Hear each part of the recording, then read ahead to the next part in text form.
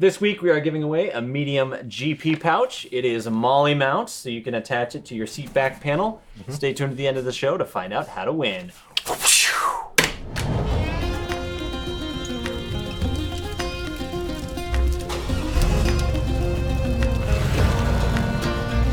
Hi, welcome to the Blue Ridge Bonfire, the official show of Blue Ridge Overland Gear.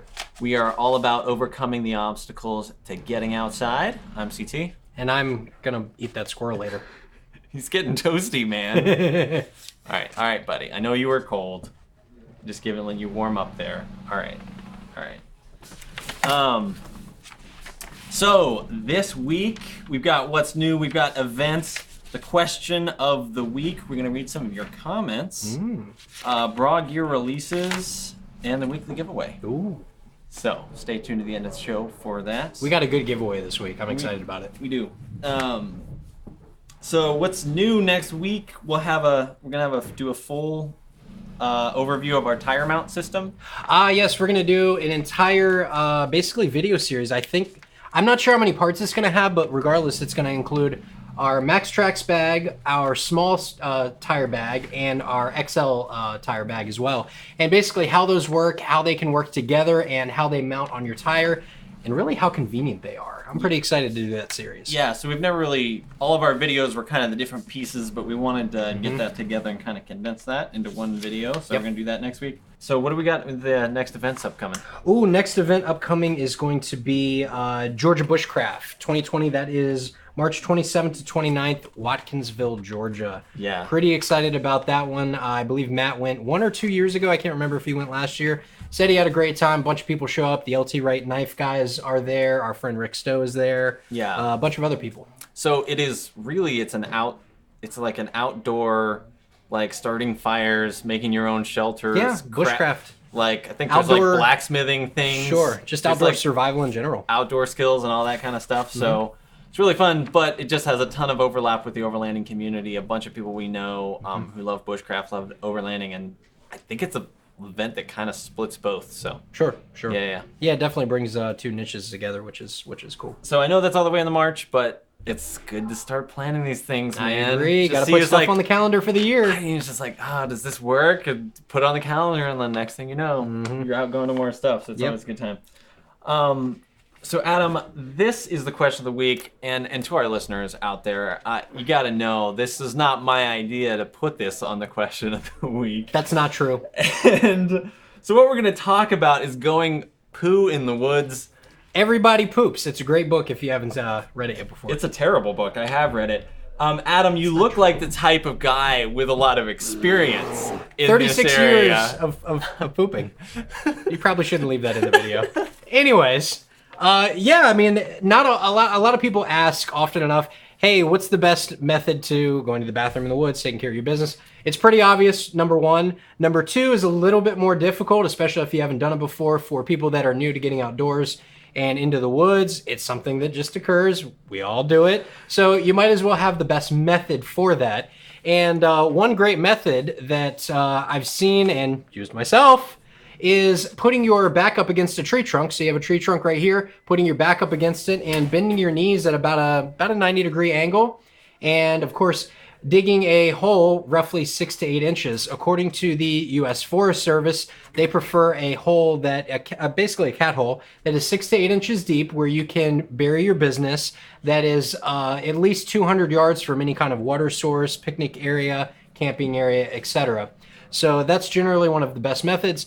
You want to bury, everything that you possibly can. Again, at least 6 to 8 inches under the ground by using a shovel, a stick, whatever it takes to make sure that no animal is going to find that business and people aren't going to step in it as well. So it sounds like you want to bring a shovel. You definitely want to bring a shovel, and again, you want to keep it at a minimum 200 feet off of a trail, a cooking area, a water source, et cetera, et cetera. Gotcha. Okay. So there were some other things sort of surrounding this.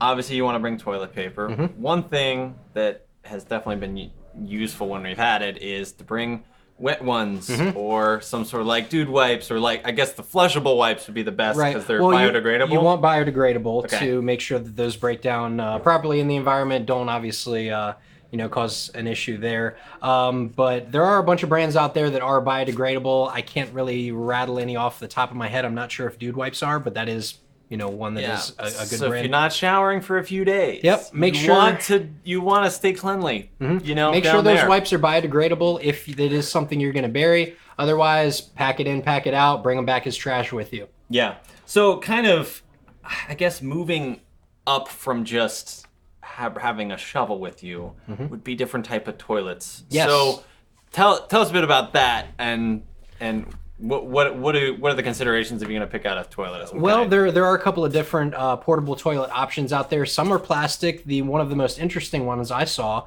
was called the Thunderbox. I believe that's made by a company in Australia. And it actually folds down flat, has a toilet seat, and I believe you can line it with a bag as well if need be. So that is one good option, but there are many good portable toilet options out there on the market as well. Yeah. So there's a couple different ones to choose from that just simply hold a bag of some kind. If you go up a little more advanced, there's ones that have sort of a whole sleeve of continuous bag, and then it will pull some over and then seal it and cut it off, and literally will just so that's sort of an electronic version of what would just be a normal portable toilet. And then going up again from that would be like a cassette toilet. Do you know how a cassette toilet works exactly? I don't. Okay. I don't. Not that familiar. But that's more like if you have a full-on van or camper. Right. And then, of course, if you have towing capacity, you could also build a trailer and then tow a porta potty around with you. If that's what you're into. Or you could do that. Right. So it's about striking that balance, I guess, of the kind of the space that you have with you and what you want to invest in, that kind of thing. Absolutely. But if you have ladies with you, it's probably something you're going to want to invest in early. Yeah, I mean, having an actual toilet, something to sit on, rather than, crouching down or putting your back against a tree, is a little bit more comfortable, especially if you're not moving around quite as much. If you're in one spot for multiple days, it's nice to actually have a place to sit down and take care of business. And something with that, if you've seen some people have a pop-out shower stall on the attached to their roof rack that flips out and all that, that's not just for showering. You can use it as your portable toilet stall as well. So just other considerations to have just to make it easy and convenient and private, because you want you don't want that to be a struggle, or it's just then it gets really demoralizing. Definitely don't want it to be a struggle. No, not at all. But I mean, it is something that we all do. It's a subject that obviously needs to be addressed because it probably doesn't get addressed enough and leaves a lot of open-ended questions. And if you don't have a good, clean, decent place to go take care of your business, you're probably not going to have a very good time if you have to hold it for a long time in the vehicle. Yeah, it's like one of those life support systems that's like you want to have a good system in place, and then you don't have to think about it anymore. Exactly. Yeah. Yep. Got to take care of the basic human needs. Yeah. Cool. So I think that wraps it up for the question of the week. That's Pooping in the Woods 101. Blam, we done it. One of the things I never thought I would ever do, but now here I've done it. I've talked to the internet about pooping in the woods. Well, congratulations. Yes. Let's move along. So we're gonna read some people's comments. Yes, let's do that. How about I read one, then you read one? Deal. Okay. All right. Cool. So this one comes from Graybeard on YouTube, and he said, "Because I use my Jeep as a daily driver and run a soft top, I don't keep much in it. When going out to really use it, I load it with my gear. Next to my tools, air pump, recovery gear, and high lift, my binoculars are hanging on the wall. Most of the time, they are the first thing I load.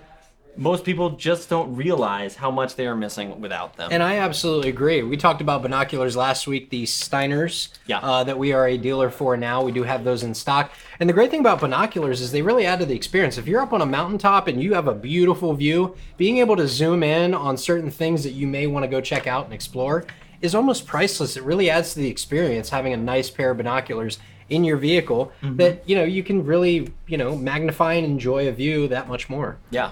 The cool thing that we did testing out some of the binoculars, we went out on our back porch here at the shop, and we've got a beautiful mountain view of the Peaks of Otter here in Bedford, and we zoomed in on Flat Top Mountain, and I never realized it, but there's a beautiful just rock face in the middle of that mountain, about halfway up, probably at about 2,500 feet. And it's just gorgeous. I never knew it was there until I used the binoculars to look at it. Yeah, and Matt talked a lot about just like wildlife, like finding, like they're just, look around in mountains, it's like, oh, holy crap, there's a moose up there. Yep. Like, not in Virginia, but yeah. Yeah, no, not in Virginia. We don't have meese here. But if you look at looking at birds or whatever. Yep. Anyway, cool. What else have we got, Adam? Let's see. Next YouTube comment is from our friend Brad Callender. He said, "This has been my quote. Remember, wherever you are, that's where you'll be. How's that for binocular profoundness?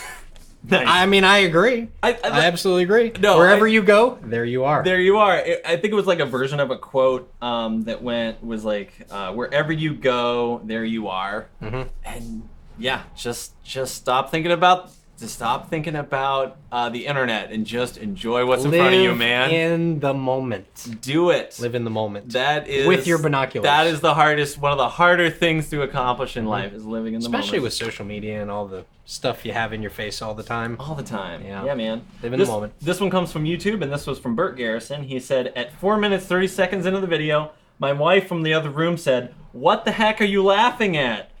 I said, "Oh, nothing. Just Adam wearing a feed bag. Good thing I was not drinking coffee."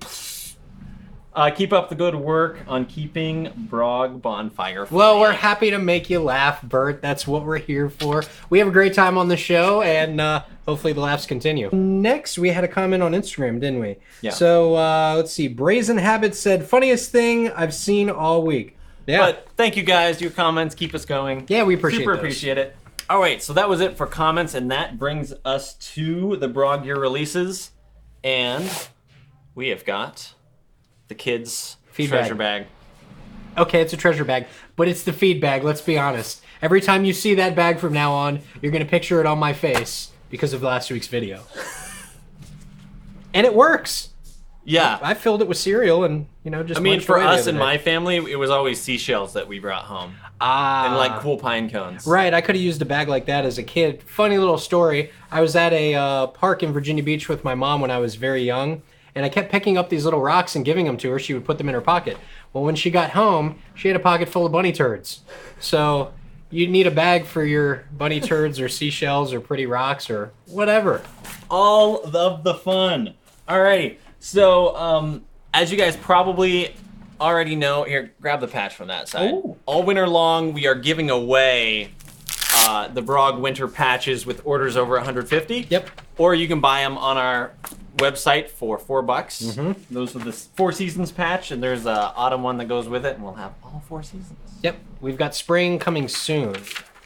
And I think that wraps it up for the BROG Year releases, and that takes us to the weekly pew pew pew giveaway. I'll give that to you. You are better at that than me. Thank you. Yeah. You make fun of you better than I do. Oh, good. Okay. So last week, our winner was... Who was our winner from last week? It is at Hey I'm Stacy 27. Congrats, Stacy. You have got a seat back panel, a black one. We, I believe, already mailed it out to you, but that is an example of what we sent. So congratulations. That is on the way and in the mail. What are we giving away this week? We are giving away a medium Molly GP pouch. This is our GP pouch in black. It's about 5 by 8 inches. Has Molly loops on the front, a large loop zip pull. And on the back, you've got straps with snaps, so you can attach it to anything with Molly loops on there. Mainly one of our seat back panels. Straps with snaps. You're fired. So how do people win? You win by dropping a comment below. We want you to put the name of your high school in the comments and then tag 2 friends. That way we know you watched the video. Ha-ha! We getting smart here. Ha-ha! We will pick a winner from Facebook or Instagram. Mm-hmm. If you guys like this show but don't have time to watch a video, you can check this out in podcast form, wherever fine podcasts are found. As always, leave us a comment down below. We would love to hear from you. I'm CT. And I'm Inflatable Campfire. We'll see you next time. Have a lovely evening. And you stay classy, Overlanders. All right, let's get out of here.